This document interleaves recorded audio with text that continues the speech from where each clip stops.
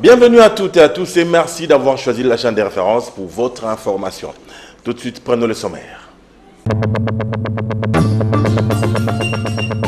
10 zones de santé de la ville-province de Kinshasa ont bénéficié ce mercredi 24 mars 2021 d'une dotation en matériel roulant, dont de la Banque mondiale par les billets du projet de développement du système de santé PDSS.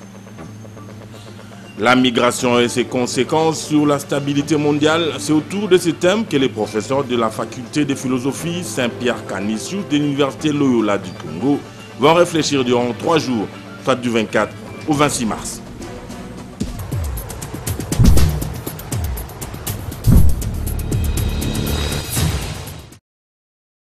En ouverture de ce journal, prenons les activités au niveau de la présidence. Le mardi, le chef de l'État congolais a reçu des mains de Othman Jerandi, ministre tunisien des Affaires étrangères, l'invitation au 18e sommet de la francophonie qui sera organisé à Tunis en novembre prochain. Une délégation du département d'État américain a rencontré le même mardi le président de la République, Félix-Antoine Tshisekedi Tshilombo, conduite par l'ambassadeur Donald Booth. Cette délégation du bureau Afrique du département d'État américain était aussi constituée des représentants des bureaux du Moyen-Orient et d'Afrique en charge de l'expertise scientifique. Je veux plutôt ce condensé de nos confrères de la presse présidentielle. Mardi 23 mars 2021, une journée très chargée pour le président de la République et président en exercice de l'Union africaine, Félix-Antoine Tshisekedi Tshilombo. C'est quasiment un ballet diplomatique ouvert à la cité de l'Union africaine par une délégation américaine du département d'État conduite par l'ambassadeur Donald Booth, qu'accompagnait l'ambassadeur des États-Unis en RDC, Mike Hammer. C'est en toute sérénité que le chef de l'État, assisté par son directeur de cabinet, Guylaine Nyembo, la ministre des Affaires étrangères, de son conseiller diplomatique ainsi que de son mandataire spécial, a échangé avec la délégation américaine. Au menu, le suivi de la conversation téléphonique que le chef de l'État a eue il y a peu avec la vice-présidente des États-Unis, Kamala Harris, ainsi que la présidence de la RDC à l'Union africaine.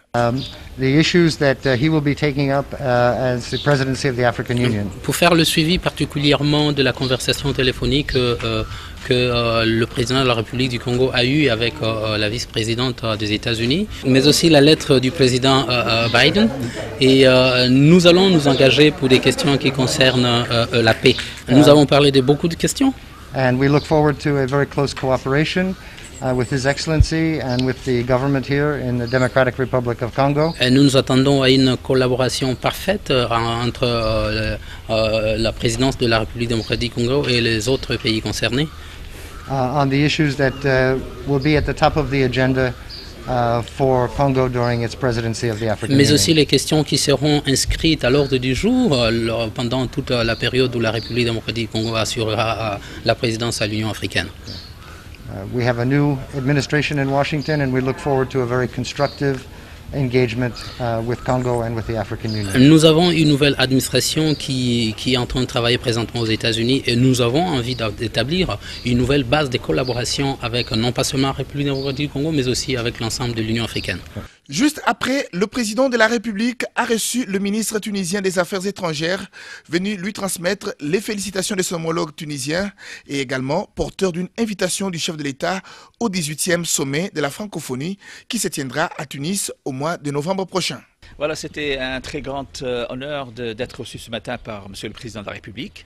Et puis je lui ai transmis, n'est-ce pas, les salutations fraternelles de son frère, n'est-ce pas, le président Kais Saïed, président de la République tunisienne, et une invitation pour son Excellence à prendre part, n'est-ce pas, au 18e sommet de la francophonie qui aura lieu en novembre 2021. J'ai également transmis à M. le Président une lettre de félicitations que M. le Président de la République tunisienne adresse à son frère, le président Tshisekedi, pour sa présidence de l'Union africaine. Nous avons également passé en revue la coopération bilatérale entre la Tunisie et la RDC. Et nous avons trouvé tout l'encouragement de M. le Président de la République pour que nous soyons à l'avant-garde de la recherche de tous les moyens susceptibles de renforcer cette coopération et de rechercher les moyens également de la diversifier à tous les domaines. À en croire Othman Jerandi, ministre tunisien des Affaires étrangères, le Covid-19 et la sécurité dans la région africaine étaient également les sujets au centre des échanges avec le président de la République et président en exercice de l'Union africaine, Félix Antoine Tshisekedi Tshilombo. Non à l'insécurité dans la ville de Mbandaka. La nouvelle société civile du Congo a organisé une manifestation le lundi 22 mars pour exiger le départ du commissaire provincial de la police nationale congolaise Équateur. Ce dernier dit être victime d'une cabale fomentée par la province. Les détails dans cette correspondance de José Mazao Soukouma. La nouvelle société civile congolaise, province de l'Équateur, conduite par Jean-Paul Kayembe, a organisé une marche de protestation ce lundi 22 mars à Mbandaka pour dénoncer l'insécurité très grandissante dans la ville. La seule nuit du samedi au dimanche dernier, plus de 10 parcelles étaient dévalisées dans les quartiers plateaux en plein centre-ville, avec comme conséquence des cas de blessés graves par balles et autres armes blanches, des cas de viols et plusieurs autres désolations. Dans la banderole déployée, on pouvait lire « La nouvelle société civile congolaise Équateur dit trop c'est trop ». Elle dénonce avec la dernière énergie la complicité de la police nationale congolaise avec les inciviques Koulouna qui volent, violent et pillent avec armes de guerre les paisibles citoyens dans la ville de Mbandaka. Et c'est là en répétition.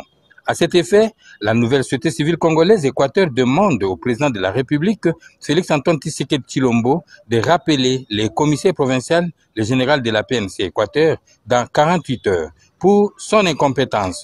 Sinon, la population va se prendre en charge car rien ne passera sans nous. Le peuple d'abord, a indiqué le coordonnateur provincial de la nouvelle société civile congolaise Équateur. Le résumé du mémorandum déposé auprès du maire de la ville de Mbandaka, Didi Edada Limama, par le coordonnateur provincial de la nouvelle société civile congolaise Équateur, Jean-Paul Kayembe. Tout le monde qui est censé protéger la population, c'est-à-dire c'est la police, et c'est bien. Contacté à ce sujet, le commissaire provincial de la police nationale congolaise, province de l'Équateur, le général Aouti Augustin, a indiqué que les autorités de la province ne veulent plus de sa tête. La province ne donne pas de moyens à la police pour faire ces mouvements. Il demande à la population de garder tout de même confiance à la police. Dans le chapitre justice, les tribunaux militaires des garnisons de Kinshasa-Matete a poursuivi le lundi 22 mars 2021 l'instruction de la cause dans l'affaire du meurtre de Rossi Mukendi Tshimanga. Il a entendu la sous-commissaire principale Kavena Mutako Mena en qualité de témoin. Cette dernière a déclaré avoir vu les prévenus Tokis Nkumbo être poursuivis par un non-apparent, l'accusant d'avoir tiré sur la foule le jour de la marche du CLC. Compte rendu d'audience, Sylvain Kapombo Sengele. À la 5e audience du tribunal militaire de garnison de Kinshasa-Matete, siégeant en matière répressive au premier degré, dans l'affaire du meurtre de Rossi Mukendi Tshimanga, le sous-commissaire principal Kavena Mutako Mena a comparu en qualité de témoin. Selon le ministère public, cette policière était membre de l'équipe qui avait accompagné le commissaire supérieur adjoint Karine Lokesso les jours des faits. Aussi, la témoin Kavena était de l'équipe de l'avant-garde de l'opération menée par l'escadron mobile d'intervention qui coordonnait le major Karine Lokesso, à en croire l'organe de la loi. Plusieurs questions ont été alors posées à la témoin, aussi bien par les membres de la composition que par les parties au procès, question d'éclairer la religion du tribunal. La témoin Kavena a soutenu que les prévenus Tokis Nkumbo Gérard faisaient partie de l'équipe que leur chef avait intimé l'ordre de ne pas descendre de la Jeep de la police. Mais curieusement, elle a vu un non apparent pointer du doigt à Tokis, l'accusant d'avoir tiré sur la foule.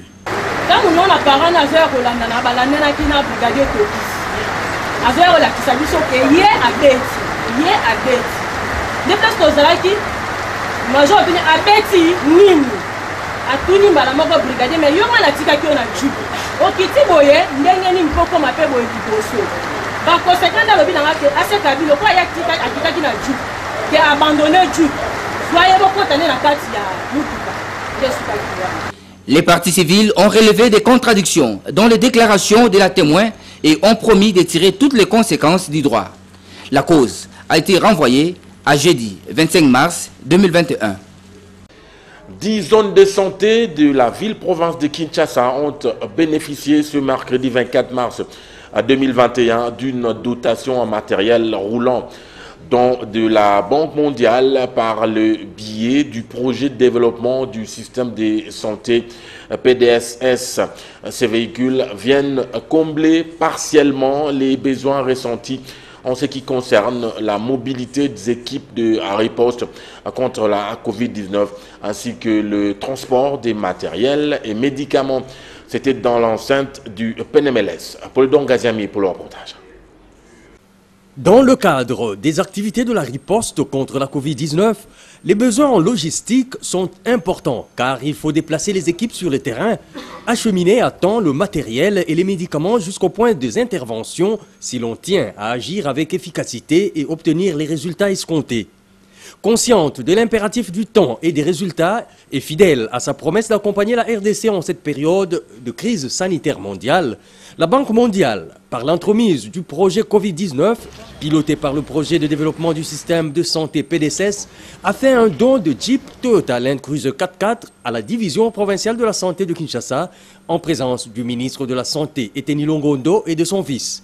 Au total, 10 Jeeps pour 10 zones de santé que compte la capitale RD congolaise. Quand vous voyez ces véhicules, vous voyez même le type qu'on a acheté, c'est parce qu'on a tenu compte de ça. Donc c'est un apport important pour les équipes de zone de santé, pour la riposte contre la Covid, mais au-delà, c'est pour toutes les activités que les zones de santé organisent. Cette dotation qui arrive à point nommé confirme la volonté de la Banque mondiale d'accompagner la RDC dans la lutte contre la Covid-19. Comme vous le savez, depuis que nous avons commencé à soutenir la lutte contre la Covid-19 en RDC, et plus principalement dans la ville-province de Kinshasa qui est l'épicentre, notre souci est d'aller au-delà de cette maladie. Pour rappel, ce geste de la Banque mondiale intervient après celui que la même institution de Bretton Woods a posé il y a 11 mois en faveur de quelques hôpitaux généraux de Kinshasa et des provinces. En effet, elle avait doté ces structures sanitaires des Jeep 4x4, des motos, des respirateurs et des matériels informatiques afin de leur permettre de mieux faire face à la Covid-19. En poursuite des activités du mois de la femme dans la ville de Kananga, depuis le lundi dernier, 110 femmes, dont 40 jeunes filles, participent à une session de formation en numérique. Cette activité, qui a duré 2 jours, est organisée en partenariat avec le Haut Commissariat des Nations Unies pour les réfugiés. Reportage de notre correspondant sur place, Solène Toumba Moufika. Il s'agit d'une formation technique numérisée en faveur de 100 femmes, dont 40 jeunes filles venues de différentes organisations féminines de la ville de Kananga, qui s'inscrit dans le cadre de la Journée internationale de la femme. Nathalie Kambala-Loussé, de l'ONG Femmes Main dans la Main pour le développement du Kasaï, motive ces assises de 2 jours. Cette session de formation vise à renforcer les capacités des femmes et filles du Kasaï central sur l'utilisation efficace du numérique afin d'être compétitives et adaptées aux exigences du monde professionnel face aux réalités de Covid-19. À l'issue de travaux, les participants seront en mesure de manipuler les applications numériques et informatiques existantes, communiquer et collaborer à distance entre les différents intervenants, partager les informations, accéder à l'actualité et la recherche de personnaliser, utiliser sagement les réseaux sociaux. Monsieur Adrien de l'agence onusienne au commissariat pour les réfugiés, qui appuie techniquement cette formation, a, au nom du chef de bureau HCR Kasaï Central, salué l'organisation de celle-ci. Je vous en encourage. Je remercie d'entrée de jeu l'organisation FMDK d'avoir pensé à l'organisation de cette session de formation et surtout d'avoir tenu à la mise en œuvre de toutes les activités prévues pour les mois de la femme. C'est le ministre provincial du budget, Zoé Kankakayembe, qui a présidé la cérémonie du lancement au nom de son collègue du genre empêché. Merci beaucoup, madame. La faculté de philosophie Saint-Pierre Canisius de l'université Loyola du Congo organise les 18e journées philosophiques du mercredi 24 au vendredi 26 mars 2021 avec comme thème général la migration et ses conséquences sur la stabilité mondiale. Un témoin de l'événement pour le compte de la chaîne des références, Popol Ziakwa et Papi Katasi. Ces journées philosophiques organisées par la faculté de philosophie Saint-Pierre Canisius ont eu comme objectif de mener une étude approfondie sur les conséquences de la crise migratoire qui ne sont plus à démontrer aujourd'hui. Elles sont à la fois écologiques, économiques, géopolitiques, socio-culturelles, j'en passe.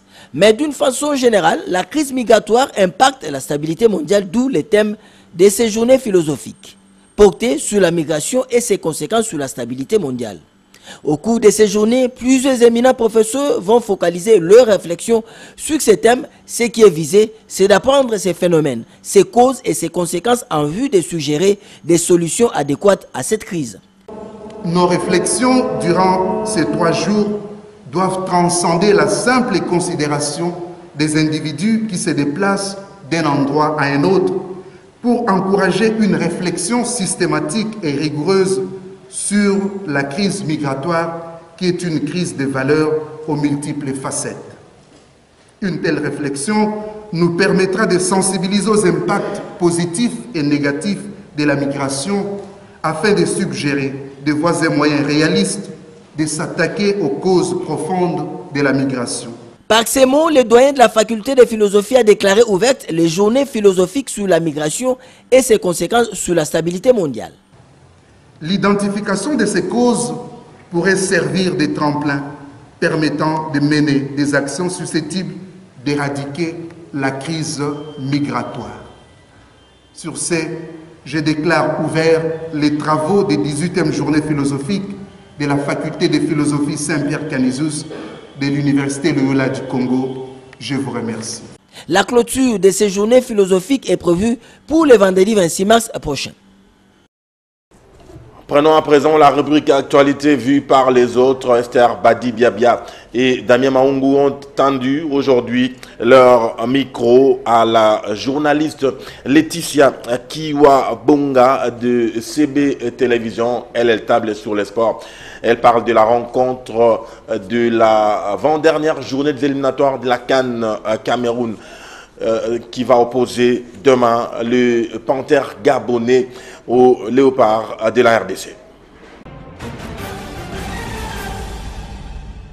Comme nous le savons tous, l'actualité est dominée par ces éliminatoires de la Coupe d'Afrique des Nations 2021 qui se jouent. Et d'ailleurs, les Léopards affûtent les armes pour cette grande rencontre contre le Gabon. Donc le match va se jouer demain et déjà certains joueurs vont quitter le pays pour rejoindre d'autres coéquipiers qui sont déjà sur le terrain. Et donc le match va se dérouler demain contre le Gabon.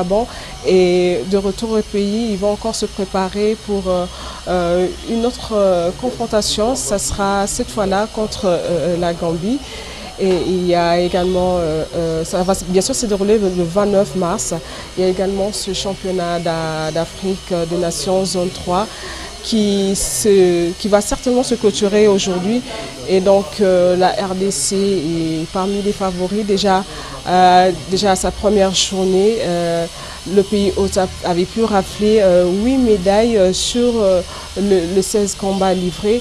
Et donc c'est une grande joie de voir la RDC, qui est le pays hôte, faire de l'exploit dans cette discipline sportive. Et il y a également les championnats de la Lina Foot, et bien sûr qu'il y a eu certains reports, mais aujourd'hui il y a la C Rangers qui va jouer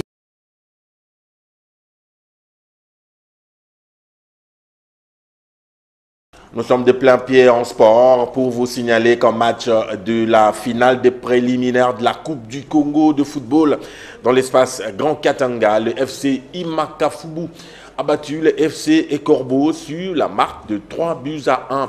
Imakafubu représentera ainsi le Grand Katanga lors de la phase finale de la Coupe du Congo de football. Suivez.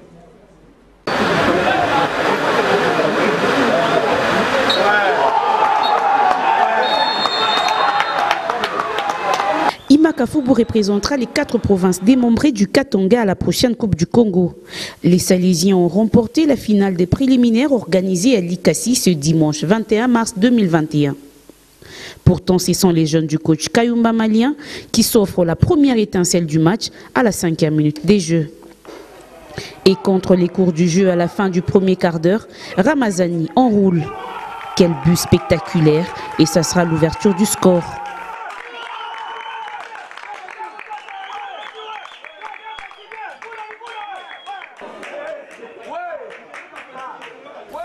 Les Corbeaux essayent de se réorganiser en enchaînant des passes jusqu'à s'offrir l'égalisation sur 2 fautes techniques des défenseurs et gardiens de Ima.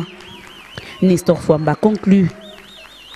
Malgré la possession du ballon des Corbeaux, Imakafubu reste précis dans ses offensives et punit l'équipe du trésorier héritier Indula, Laurent Djibou et Sabin Kapens à la 40e minute des Jeux. 2-1 sera le score à la pause. Et à force de vouloir chercher l'égalisation, une contre-attaque de Imakafubu vient définitivement sceller la victoire des Rouges et Blancs vêtus à la 77e minute des Jeux. Ngoïmani envoie son équipe à la phase finale.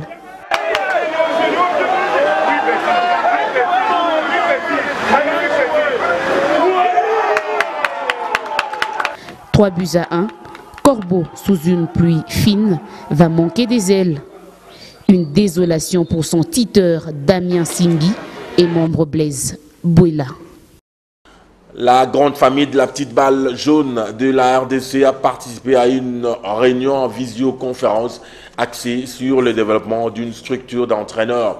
L'objectif visé était de créer une académie de la Fédération internationale de tennis. Patrick Borel, Mukendi et Ergo Moulopo pour de plus amples détails.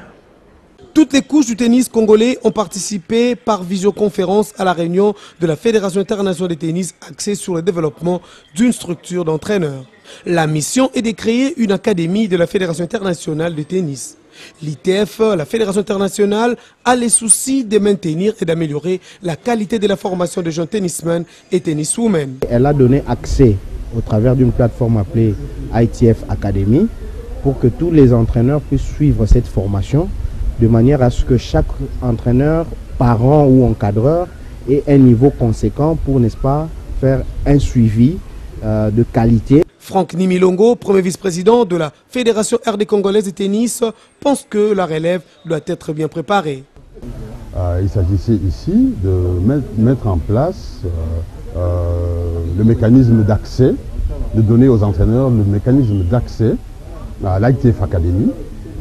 C'est une académie, des cours de tennis qui sont dispensés par la Fédération internationale en faveur des entraîneurs pour améliorer leur niveau. Heureux, le numéro 1 de la balle jaune, Georges Koshigimeya, a déclaré que la dite académie sera profitable pour tous. C'est une fierté pour la Fédération de la République du Congo de tennis. Et c'est une fierté aussi pour l'ensemble, n'est-ce pas, des tennismen du Congo, qui est d'organiser en live avec l'ITF, n'est-ce pas, une formation avec les entraîneurs et tous ceux qui aiment le tennis au niveau de la République. Ils doivent suivre le cours, n'est-ce pas, parce qu'ils doivent être certifiés. Quand vous êtes certifié par l'ITF, c'est-à-dire que où que vous trouvez, que vous soyez en Europe, aux États-Unis, en Australie, ou bien ailleurs, autre que la République de développement, vous êtes certifié et que vous pouvez exercer. Ça, c'est le plus important. A noter que pour ces Zoom meetings, même les parents ont aussi pris part. Le championnat d'Afrique de nations de boxe zone 3 se poursuit ici à Kinshasa et on nous signale que les boxeurs congolais sont en train de rafler des victoires de ce côté-là. Confirmation dans ce reportage signé Patrick Borel, Mukendi et Rigomolo.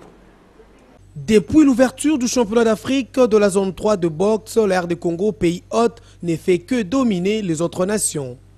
Premier jour, sur 16 combats, les Léopards ont remporté 10 victoires sur les 11 boxeurs alignés.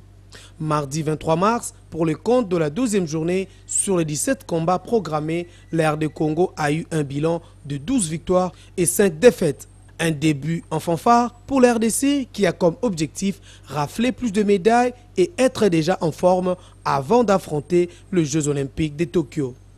La Fédération congolaise des boxe que dirige Ferdinand Ilunga Luyoyo salue les efforts consentis par le chef de l'État congolais Félix Antoine Tshisekedi Tshilombo car sans la paix, le Congo-Kinshasa n'allait pas accueillir cette compétition de la zone 3. Pour en fait dire tout simplement que le Congo est en guerre, mais la guerre sportive. Nous devons, n'est-ce pas, démontrer qu'on est capable de rehausser l'emblème national à un niveau supérieur avec la boxe. Nous sommes la seule discipline, depuis bientôt 2 ans, qui monte en crescendo. On a commencé avec un petit rien. Là maintenant, nous sommes, figurez-vous, le championnat africain. On accueille des frères et sœurs du continent qui viennent fêter avec nous, ce qui signifie que le Congo peut aller plus loin. Quand on dit un pays plus beau qu'avant, la boxe est parmi le levier principal qui peut, n'est-ce pas, hisser le Congo à un pays plus beau qu'avant. Sauf changement, ce tournoi de plus de 10 pays va se clôturer le samedi 27 mars au studio Mama Ongebi de la commune de Lungwala. Faisons à présent appel à nos confrères de la Voix de l'Amérique qui nous proposent ici le condensé de l'actualité africaine.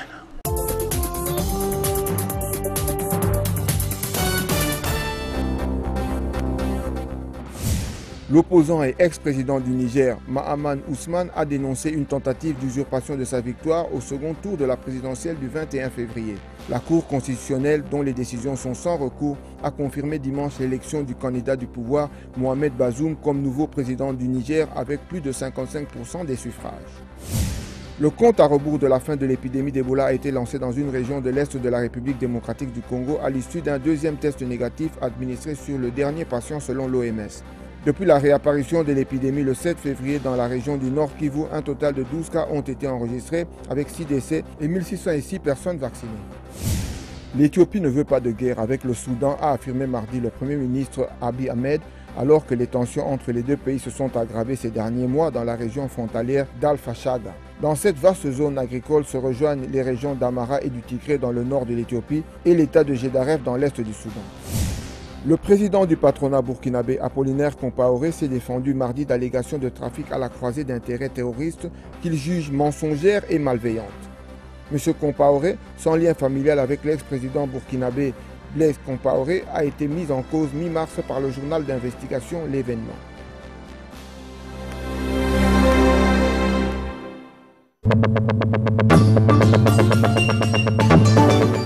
Les zones de santé de la ville-province de Kinshasa ont bénéficié ce mercredi 24 mars 2021 d'une dotation en matériel roulant, dont de la Banque mondiale par les billets du projet de développement du système de santé PDSS.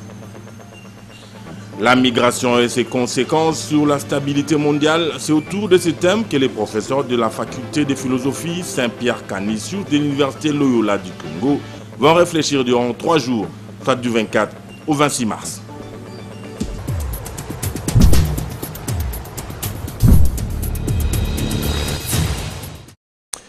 C'est par ici que prend fin ce journal qui avait comme chef d'édition Patrick Borel Mukendi. Il me charge de vous dire grand merci pour votre sympathique attention. Il demande votre fidélité pour tout le reste de notre programme qui suit. Portez-vous bien.